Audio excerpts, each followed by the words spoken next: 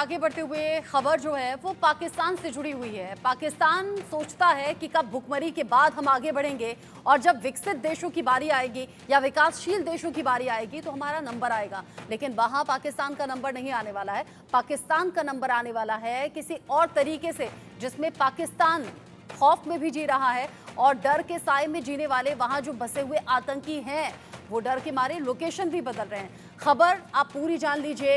हानिया की मौत के बाद, यानी कि हमास के चीफ हानिया की मौत के बाद आतंक के जो रखवाले हैं उनमें बेचैनी बढ़ गई है। पाकिस्तान में मौजूद आतंकियों में भगदड़ मानो मच गई है। मौत के डर से अब थर-थर कांप रहे हैं पाकिस्तान में बैठे हुए आतंकी हाफिज सईद भी उसी में आता है। असर मजबूत भी उसमें आता है। असर मजबूत ने भी अपना ठिकाना बदल लिया है। जानकारी तो ऐसी मिल रही है कि अंडरवर्ल्ड डॉन दाऊद इब्राहिम तक ने अपने ठिकाने बदले हैं। इन जो आतंकियों में अब दहशत देखी जा रही है वो भारत के लिहाज से अच्छी खबर है। आतंकी अब दहशत के मारे अपनी लोकेशन बार बार बदल रहे हैं। हमास के चीफ हानिया की मौत हो गई। सीधे जो नाम सामने आया वो इजराइल का सामने आया। हालांकि पाकिस्तान के प्रोपेगेंडा में उसमें भारत के भी इन्वॉल्वमेंट को बताया गया। ये कहा गया कि ये रॉ का किया हुआ है। इन सभी खबरों के बीच में जब पाकिस्तान में हलचल तेज हुई, हानिया की मौत के बाद जो जनाजा निकला, जो अंतिम यात्रा निकली, उसमें हजारों लोगों की भीड़ देखने को मिली। लेकिन साथ ही साथ पाकिस्तान में छिपे बैठे हुए आतंकी और आतंकी सरगना जो अब डर के मारे अपनी लोकेशन चेंज कर रहे हैं, उन्हें डर है कि कहीं हानिया जैसी मौत हमें ना मिल जाए। हानिया जो कि सीधे तौर पर इजराइल का दुश्मन था, लेकिन यहाँ जो भारत के दुश्मन है और जो टॉप मोस्ट वांटेड आतंकी हैं, उनमें खतरा सबसे ज्यादा है, दहशत सबसे ज्यादा है। हानिया की हत्या की आड़ में पाकिस्तान की नापाक चाल भी इस बीच सामने आ गई है। ईरान भारत की दोस्ती में दरार डालना चाहता है। पाकिस्तान की आईएसआई ने भारत को फंसाने की कोशिश की है। हानिया की मौत से बौखला गया है पाकिस्तान। आतंक परस्त पाकिस्तान जो आतंकियों को पनाह देता है, फिर खुद आतंक से परेशानियों का सामना करता है। पाकिस्तान की खुफिया एजेंसी आईएसआई ने नापाक हरकत यहां पर की है, नापाक चाल चली है। हानिया की हत्या के पीछे भारत का हाथ पाकिस्तान बता रहा है। ये खबर कल से बहुत ज्यादा सुर्खियों में बनी हुई है। उधर हमास के चीफ हानिया की मौत होती है, हत्या इसके पीछे कही जाती है। ये कहा जाता है कि हत्या हुई है और हत्या के पीछे सीधे इजराइल का हाथ है। जैसा कि इजराइल ने पहले भी ठाना था हमास का खात्मा होगा और अब हमास चीफ का खात्मा हो गया। लेकिन यहाँ पाकिस्तान ने चल दिया है अपना प्रोपेगेंडा, अपनी ही चाल, और ये नापाक चाल चली है ईरान और भारत की दोस्ती में दरार डालने को लेकर। संजीव श्रीवास्तव जो कि विदेश मामलों के जानकार हैं, मेरे साथ में जुड़ गए हैं। कर्नल रिटायर्ड जीएस सोढी भी मेरे साथ में जुड़ेंगे डिफेंस एक्सपर्ट के तौर पर। संजीव जी, भारत और ईरान की दोस्ती पाकिस्तान को नागवार गुजर रही है, ये तो साफ है। और पिछले कुछ दिन से पाकिस्तान अलग अलग प्रोपेगेंडा में इन्वॉल्व रहा है भी। लेकिन पाकिस्तान इस हद तक भी गिर सकता है कि एक तरफ तो भीख का कटोरा हाथ आगे बढ़ाता है, भारत से दोस्ती की गुहार लगाता है, भारत से रिश्तों को अच्छा करना चाहता है, फिर दूसरी तरफ वो नापाक चाल चल देता है, गलत तरीके से हानिया की मौत के पीछे भारत को बताता है। देखिए, पाकिस्तान जो है एक आतंक परस्त राष्ट्र है। पाकिस्तान की जो सोच है वो आतंकी सोच है। पाकिस्तान कभी भी नहीं चाहता कि भारत और ईरान जैसे जो बहुत ही प्राचीन सभ्यताएं हैं, जो दोनों के बीच का जो सिविलाइजेशनल जो टाइज है, उसमें वो किसी तरीके की दरार डालने की हमेशा उसकी कोशिश रहती है, हमेशा मंशा रहती है। भारत और ईरान के पाकिस्तान कभी भी पसंद नहीं करता है। और ऐसे में इस तरीके की बात कहना अब्दुल बासित के द्वारा बिना किसी आधार के, बिना किसी सब्सटेंस के कि भारत की खुफिया एजेंसी इसमें शामिल है, जाहिर है कि ये भारत और ईरान के संबंधों में दरार डालने की साजिश है, जिसको कि जाहिर है कि दोनों राष्ट्र सफल नहीं होने देंगे। इस बात की संभावना कहीं ज्यादा दिखाई देती है कि पाकिस्तान जो कि एक अवसरवादी राष्ट्र है, पाकिस्तान जो कि लगातार अपने छोटे छोटे वेस्टेड इंटरेस्ट के लिए वो इस तरीके की जो कार्रवाइयां करता है। हमने देखा था कि किस तरीके से यूनाइटेड स्टेट्स ऑफ अमेरिका ने काबुल में अयमान अल जवाहिरी, अलकायदा का जो नंबर 2 था, उसको मार गिराया था। और इस बात की बहुत संभावना है कि उस तरीके का जो इंटेलिजेंस है वो पाकिस्तान की खुफिया एजेंसी ने अमेरिका को शेयर की थी। इस पूरी घटना में भी पाकिस्तान के ऊपर यदि राष्ट्रों का भारी दबाव आए तो ये पाकिस्तान अपनी अवसरवादिता की वजह से किसी भी पड़े में जाके बैठ सकता है, ये कुछ भी कर सकता है। तो पाकिस्तान जो स्वयं आतंक परस्त राष्ट्र है, और एक दूसरी बात मैं अवश्य कहूंगा कि ये जो आतंक परस्त तो है ही, आतंकियों को संरक्षण देता है। पाकिस्तान की जो आतंकी सोच जो विश्व में सभ्यताओं के बीच में जो संवाद की प्रक्रिया है उसको तोड़ने की भी है, और पाकिस्तान लगातार विश्व में क्लैश ऑफ सिविलाइजेशंस को बढ़ाने की भी साजिशें रचता है। इस बात को ये बात भी इससे प्रमाणित होती है।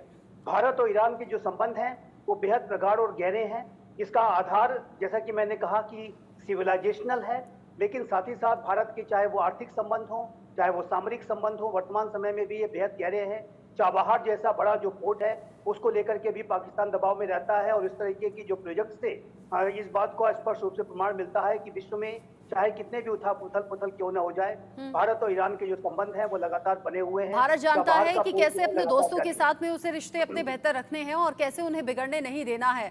और कहते हैं ना कि आपका कर्मा सामने आता है, आपकी मंशा सामने आती है, और भारत की मंशा बहुत साफ है, खुद भी आगे बढ़ना और अपनी दोस्ती के रिश्ते को भी आगे बढ़ाना। इन सब के बीच में एक और अपडेट है। पूर्व डिप्लोमेट अब्दुल बासित ने यहाँ पर बड़ा अजीबोगरीब सा दावा कर दिया है। हानिया के खात्मे के पीछे भारत का हाथ बता दिया है अब्दुल बासित ने। यहाँ वो कह रहे हैं कि ईरान में फैले हैं रॉ के एजेंट्स, और इन्हीं एजेंट्स के जरिए हानिया की हत्या की गई है। रॉ ने की है मोसाद की मदद, जिसमें रॉ मोसाद ऑपरेशन ने हानिया की जान ली है। यानी कि उधर मोसाद और इधर रॉ दोनों ने मिलकर हानिया को मौत के घाट उतारा है, यानी कि हत्या की गई है। अब्दुल बासित का ये जो बेबुनियाद आरोप है, ये पाकिस्तान को एक बार फिर से बेनकाब कर रहा है। कर्नल सोढ़ी सर, पाकिस्तान बेबुनियाद बातें भी करता है कश्मीर को लेकर, तो बात बात पर वो अपना दोगला चेहरा दिखाता ही रहता है, लेकिन अपना भला नहीं हो रहा, लेकिन दूसरे का भला उससे देखकर हजम होता नहीं। कुछ ऐसी ही मंशा पाकिस्तान के सब मनगढ़ंत आरोप में आपको नजर आ रही है, रिफ्लेक्ट हो रही है। आगे की मैं आपके न्यूज चैनल और विख्यात को पैनलिस्ट के साथ हूं। 1971 की युद्ध में जब भारत ने पाकिस्तान को हराया और पाकिस्तान दो हिस्सों में टूट गया और एक नया देश उभरा, बांग्लादेश, तब से पाकिस्तान में एक नया डर बैठ गया कि पाकिस्तान के पास कोई स्ट्रैटेजिक डेप्थ नहीं है, क्योंकि पाकिस्तान के दूसरे साइड पे ईरान और अफगानिस्तान है, और दोनों देशों में तब राजाओं का राज था और ये दोनों देश भारत के अच्छे मित्र थे। तब से ही 1971 के बाद पाकिस्तान ने इन दोनों देशों में, ईरान में और अफगानिस्तान में, कट्टरवादियों को समर्थन करना शुरू किया, जिसकी वजह से वहां पे उनके दोनों राजाओं को सत्ता से हटा दिया गया और कट्टरवादियों ने वहां पे सत्ता हासिल कर ली। और पाकिस्तान कुछ दशकों के लिए सफल भी हुआ, क्योंकि अफगानिस्तान और ईरान पूरी तरह से पाकिस्तान के साथ हो चुके थे। लेकिन जैसे जैसे वक्त बीता, अफगानिस्तान और ईरान को एहसास होगा कि भारत एक अच्छा मित्र है, अच्छा दोस्त है, जब भी मुसीबत पड़ती है ये हमारी मदद के लिए आता है। और तभी हम देख रहे हैं कि पिछले कुछ सालों में पाकिस्तान हर गलत चीज कह रहा है, हर मन गलत बात कह रहा है कि किसी तरह भारत और अफगानिस्तान और भारत और ईरान के बीच में दरार आ जाए, क्योंकि अभी भी पाकिस्तान को वो डर है कि उसके पास स्ट्रैटेजिक डेप्थ नहीं है। तो ये जो अब्दुल बासित का ये बयान है, ये बिल्कुल बेबुनियाद बयान है, ये झूठा बयान है। भारत सरकार ने कई बारी साफ और स्पष्ट किया है कि हमारी ना नियत है ना नीति है किसी भी इंसान को दूसरे देश में मरवाने की, बल्कि हम अपने देश में भी कभी एक्स्ट्रा जुडिशियल किलिंग्स नहीं करते हैं। तो ये जो बयान दिए जा रहे हैं ये सिर्फ उस नजरिए से दिए जा रहे हैं कि भारत और ईरान की जो अच्छी दोस्ती हो रही है पिछले कई सालों में, इस दोस्ती में दरार है। लेकिन मैं पाकिस्तानी आवाम को बताना चाहूंगा कि तुम लोग कुछ भी कर लो, भारत की आज जो छवि है वो एक सुपर पावर की छवि है। भारत के जो रिश्ते हैं हर देश के साथ अच्छे हैं, और ऑर्गेनाइजेशन ऑफ इस्लामिक कंट्रीज में 57 मुस्लिम देश हैं। एक पाकिस्तान और तुर्की को छोड़ के बाकी जितने 55 इस्लामिक देश हैं, सारों के भारत के साथ बहुत अच्छे रिश्ते हैं। जिस तरीके से हमारे अच्छे रिश्ते हैं वो अच्छे रिश्ते बरकरार रहेंगे। जैसे मैंने पहले कहा कि कर्मा सामने आता है, वही पाकिस्तान का कर्मा है जो उसके सामने आ रहा है। लेकिन कर्नल सोढ़ी, जो भारत के लिए टॉप मोस्ट वांटेड आतंकी हैं, उनमें टॉप 3 जिनका हमने अभी जिक्र किया, जो हानिया की मौत के बाद से ही दहशत में है, जो लगातार अपने ठिकाने, अपनी लोकेशंस बदल रहे हैं, ये जो डर है, ये खौफ है, क्या ये वाकई सच होता हुआ आपको नजर आ रहा है? क्या वाकई भारत की तरफ से कोई ऐसा बड़ा एक्शन हो सकता है, जैसा हानिया के साथ उधर हुआ, ऐसा यहाँ भारत के लिए जो मोस्ट वांटेड आतंकी हैं उनका खात्मा पाकिस्तान में बैठे बैठे हो जाए? रजना जी, भारत सरकार ने कई बारी साफ और स्पष्ट किया कि हमारी ना नीयत है ना नीति है किसी भी दूसरे देश में किसी भी इंसान को मरवाने की। लेकिन ऐसे कुछ भारतीय लोग हैं जो कि देश प्रेमी हैं, जो कि राष्ट्रवाद हैं, जो कि अब दुखी हो चुके हैं जिस तरह से पाकिस्तान के समर्थन वाले आतंकवादियों ने हमारे देश में हजारों सैनिकों और नागरिकों की जान ले चुके हैं, करोड़ों की हमारी संपत्ति बर्बाद हो चुकी है। और ये जो अज्ञात लोग हैं, अननोन गनमैन हैं, ये बदला ले रहे हैं पाकिस्तान में उन आतंकवादियों को गिन गिन के, चुन चुन के, जगह जगह पे मार के, जो आतंकवादी भारत की तरफ गलत काम कर रहे हैं या भारत के ऊपर एक युद्ध छेड़ रहे हैं। तो हालांकि भारतीय सरकार की इसमें कोई इन्वॉल्वमेंट नहीं है, लेकिन कुछ ऐसे भारतीय लोग हैं जिनमें राष्ट्रवाद और देश प्रेम इतना है कि उनका अब ये एक्शन जो 1.5 साल से चल रहा है, जिसमें 21 या 22 खौफनाक खतरनाक आतंकवादी मारे जा चुके हैं पाकिस्तान में, अब पाकिस्तान की हुकूमत में, पाकिस्तान की सेना में, पाकिस्तान के अवाम में वो डर और दहशत बैठ चुका है कि ये अननोन गनमैन या अज्ञात लोग आके कहीं हमें ऐसी ना मार खबरें आई दें। हैं इससे पहले कि जो अज्ञात हमलावर आए, हमला करके चले गए, आतंकी का खात्मा हो गया। लेकिन हाँ, ये भी सच है कि यहाँ पर मसूद अजहर हुआ या फिर हाफिज सईद हुआ या फिर दाऊद इब्राहिम हुआ, ये बड़े खूंखार आतंकी हैं। तो इनका खात्मा कैसे होगा या इसके पीछे की प्लानिंग क्या है, ये हो सकता है आने वाले वक्त में हमें ज़्यादा डिटेल में मालूम हो। साथ ही साथ एक और अपडेट पाकिस्तान से है, वो भी जान लेते हैं। जेल से निकलने के लिए बेचैन है इमरान खान, जो जानकारी मिल रही है। सेना से बातचीत करने के लिए तैयार हो गए हैं इमरान खान, ये तो बड़ी चौंकाने वाली बात है। सेना के साथ ही सशर्त बातचीत करने के लिए यह पेशकश इमरान खान की तरफ से की गई है। बातचीत से पहले इमरान खान ने हालांकि शर्त भी रख दी है, ऐसा नहीं है कि बिल्कुल से सरेंडर कर दिया हो, शर्त रखी है। शर्त नंबर 1 है साफ और स्वच्छ पारदर्शी चुनाव कराए जाएं, यानी कि निष्पक्ष चुनाव हो।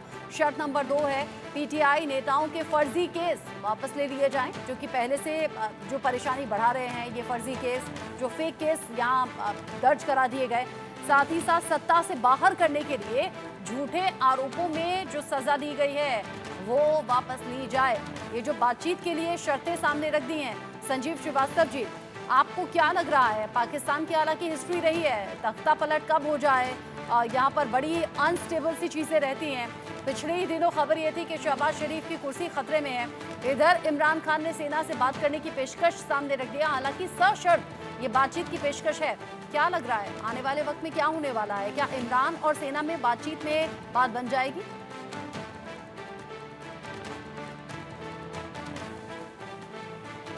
के लिए यही ज्यादा बुद्धिमत्तापूर्ण होगा कि वो पाकिस्तान के जो रियल रूलर्स हैं, जो वास्तविक शासक हैं, वहाँ की आर्मी और आईएसआई के साथ वो बातचीत करें। और ऐसा लगता है कि वो जो बुद्धिमत्ता है, वो जो एक समझदारी है, प्रूडेंस है, वो वहाँ पर उनके पास आ रहा है। और जैसे कि आप रिपोर्ट में आपने बताया कि वो बात करने के लिए तैयार हैं, लेकिन जो वो सशर्त जो बात करने के लिए तैयार है, उसके पीछे का रीजन ये है कि वो अपने सपोर्टर्स को, अपने जो समर्थक हैं, उनको ये दिखाना चाहते हैं कि उन्होंने आर्मी और आईएसआई के सामने घुटने नहीं टेके हैं। वो कुछ कंडीशन वगैरह रख करके जाहिर है कि वो अपने आपकी अपनी जो पॉस्चरिंग को कर रहे हैं, अपनी डिग्निटी को बनाए रखना चाहते हैं। लेकिन पाकिस्तान की वास्तविक सच्चाई यही है कि पाकिस्तान में जो रियल रूलर्स हैं वो आर्मी और आईएसआई है। इमरान खान के बारे में एक बात मैं अवश्य कहना चाहूँगा कि इमरान खान भी आर्मी और आईएसआई के साथ रह करके इन्होंने काम किया। और 2018 में जब इनकी सरकार बनी थी तो वो आर्मी और आईएसआई ने ही उन्हें सत्ता में बिठाया था। और जब इमरान खान ने वहाँ की जो कड़वी वास्तविकता है कि जो वहाँ की जो गवर्नमेंट्स होती हैं, वो पपेट गवर्नमेंट्स होती हैं, उसको इग्नोर करने की कोशिश की और ये दिखाने की कोशिश की कि प्रधानमंत्री की भी कोई हैसियत वहाँ के इस्टेब्लिशमेंट में होती है, तो फिर आर्मी और आईएसआई ने उन्हें आईना दिखा दिया और उसके बाद उनको सत्ता से बाहर कर दिया गया, उनको जेल में डाल दिया गया। 150 के लगभग केसेस हैं। तो ये जो पाकिस्तान के इमरान खान अपने अगर पुराने दिनों को याद करें तो उन्हें ये नहीं भूलना चाहिए कि आर्मी और आईएसआई ने ही उन्हें सत्ता में बिठाया था। वही पाकिस्तान की कड़वी सच्चाई है और इस कड़वी सच्चाई को अगर रियलाइज करते हुए वो वहाँ के वास्तविक शासकों आर्मी और आईएसआई के साथ बातचीत करते हैं तो इस बात की संभावना बनती है कि उनको कुछ रिलैक्सेशन मिल सकता है। और ये भी संभव है कि उन्हें बाहर विदेश वगैरह जाने का मौका मिल जाए और कुछ वर्षों तक वो रह करके फिर वो नवाज शरीफ की तरह से वापसी करें। इस तरीके के जो वे आउट उनके लिए खुल सकते हैं। लेकिन जो वर्तमान समय में वहाँ की आर्मी और आईएसआई है वो इमरान खान को लेकर के बेहद सशंकित है, क्योंकि इमरान खान की लोकप्रियता बहुत बड़ी है। वो आर्मी और आईएसआई के खिलाफ समय समय पर बयान भी देते हैं और ऐसे में जो आर्मी और आईएसआई जब तक इस बात को लेकर के श्योर नहीं हो जाती कि इमरान खान उन्हें चैलेंज नहीं करेंगे जेल से आने के बाद, तब तक बिल्कुल सही बात है। अगर आपस में कोई भी ऐसा समझौता होता है तो फिर वो देख परख कर ही होगा। लेकिन हाँ, पिछले ही दिनों इमरान खान ये कह रहे थे कि ना तो कानून पर भरोसा रहा है ना न्यायपालिका पर, और सीजीआई जानबूझकर उनकी मुश्किलें बढ़ाते हुए उनके खिलाफ फैसले सुना रहे हैं। लेकिन अब यहाँ बातचीत सेना के साथ पेशकश की गई है, लेकिन सशर्त ये बातचीत, लेकिन हाँ पूरी तरह से देख परख कर ही आगे कोई बात बनती हुई नजर आएगी। इन सबके साथ ही पाकिस्तान के खिलाफ बारामूला जिले में प्रदर्शन बहुत तेजी से शुरू हो गया है। पारा चिनार में शियाओं की हत्या के खिलाफ ये प्रदर्शन चल रहा है।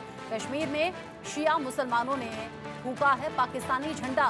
प्रदर्शनकारियों ने पाकिस्तान मुर्दाबाद के नारे लगाए हैं। पारा चिनार में हुए सांप्रदायिक हत्याओं की निंदा की गई है। पारा चिनार में अब तक इसी तरह के जो हमले हैं उनमें 36 लोगों की मौत की खबर है, 200 लोग जख्मी हो गए हैं। आतंकी संगठनों को संरक्षण दे रहा है पाक, ये प्रदर्शनकारियों का कहना है। जिस तरीके से यहाँ प्रदर्शन हो रहे हैं, ऐसा लगता नहीं कि आने वाले वक्त में अभी हाल फिलहाल में ये प्रदर्शन रुकेंगे।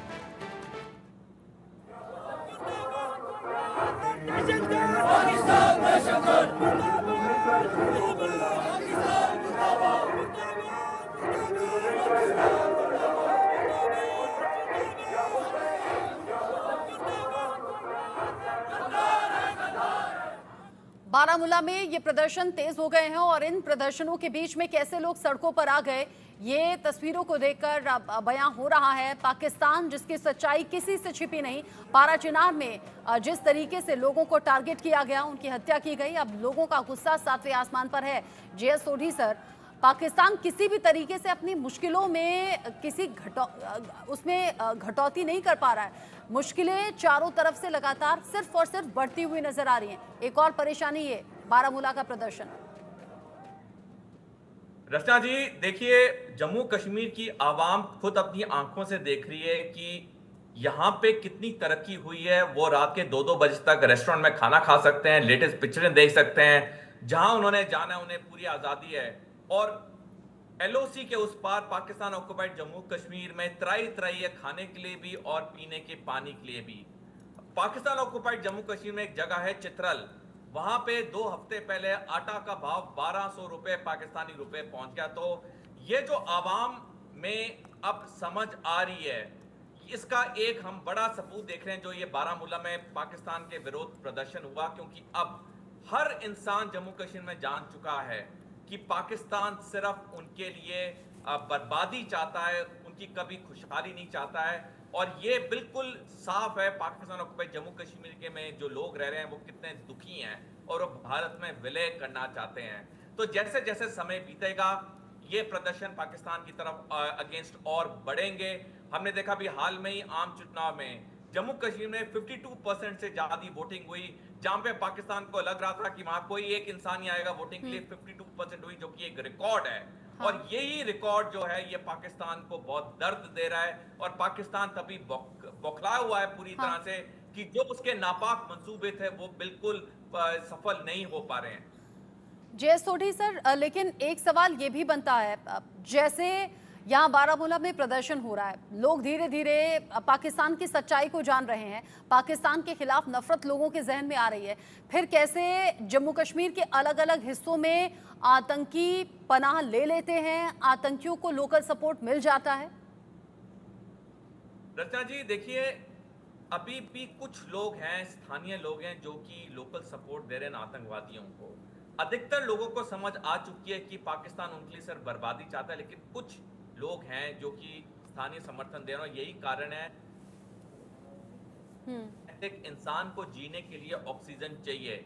हाँ। हम ऑक्सीजन के बगैर 1 मिनट नहीं जी सकते हैं। उसी प्रकार आतंकवादियों को किसी इलाके में ऑपरेट करने के लिए स्थानीय समर्थन। हालांकि अब तक की जानकारी में जो अलग अलग चीजें सामने आई हैं, या तो ये अशिक्षित होते हैं या अज्ञानी होते हैं या फिर इन्हें डरा धमकाकर सपोर्ट ले लिया जाता है या अलग तरीके से ब्लैकमेल किया जाता है या कई बार ब्रेन वॉश भी कर दिया जाता है। लेकिन इन सभी रीजन को तलाश रहे हैं सुरक्षा बल भी, और साथ ही साथ अब जो खुफिया एजेंसी हैं वो भी, उनकी भी नज़र है। इससे पहले भी हम बात कर रहे थे कि किस तरीके से लोकल सपोर्ट को जड़ से ख़त्म करना चाहिए। संजीव श्रीवास्तव जी, जीएस सोढी सर, बहुत शुक्रिया आप दोनों का मेरे साथ में जुड़ने के लिए।